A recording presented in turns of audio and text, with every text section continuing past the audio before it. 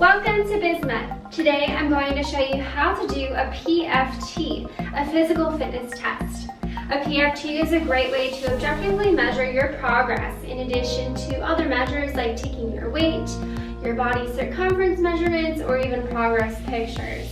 So whether you're someone who is beginner in training or you're advanced, a PFT is a nice way to document your physical progress. All you need for this PFT test is some tape, and that's it, you're ready to go. For this PFT, it's going to involve 5 sections. First is a timed 1 mile run or walk. The second one is push-ups to exhaustion. Third is planks to exhaustion. Fourth, squats to exhaustion. And finally, the fifth is a hamstring flexibility test. So let's get into the details of each of those 5 tests now.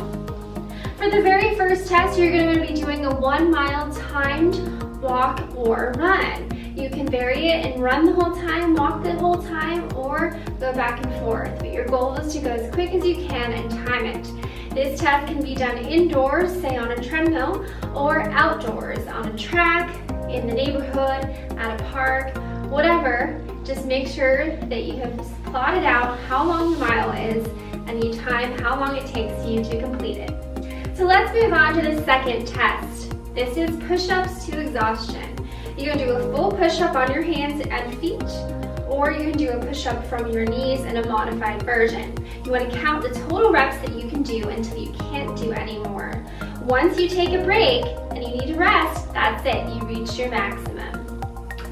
When you're doing your push-ups, make sure you keep your body in a straight line from head to toe or from head to knees if you're doing the modified version. You want to make sure you're getting full depth with each repetition, touching the chest to the ground. Alright, make sure the abs are pulled up tight to support the spine. And as I said, you can do the full version or you can do the knees version. If at any time your form is compromised, stop counting and the test is over. Okay, let's move on to the third test, squats until exhaustion. You want to perform squats with perfect form to full depth so that the hips are below the knees, and do as many reps as you can with good form. Once form starts to suffer or you need a break, stop counting and that's the end of the test. So for those body weight squats, you want to get down until the hips are below the knees. Right now they're not, so you got to get good depth with each repetition, up and down.